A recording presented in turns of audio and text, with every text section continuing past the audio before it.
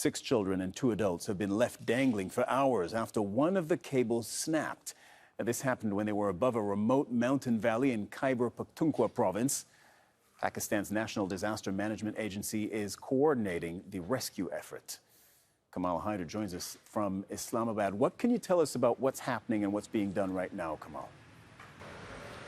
Well, right now, helicopters of the Army Aviation are trying to sling those rescuers as close as possible to that cable car, which is now at an angle, because it is important also to note that it is windy conditions.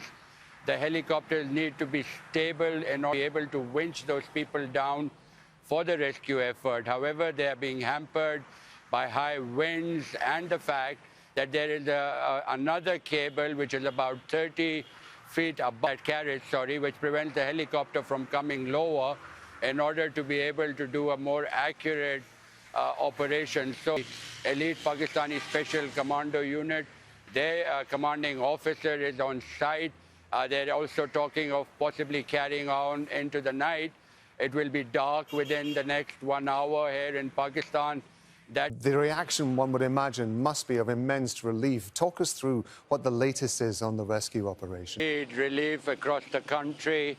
This was a massive effort that involved not just the military, but the local expertise, brave volunteers from the local area as well. Those helicopters tried frantically to reach the cable car, which was suspended on it, tilting onto a side after those cables gave way.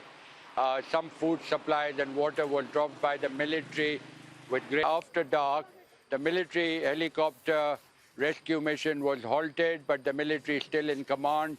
And along with the locals, then they were able to improvise a smaller trolley.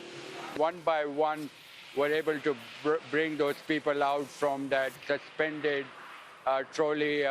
8 people who were trapped in a cable car suspended 300 meters above the ground have been rescued. They've been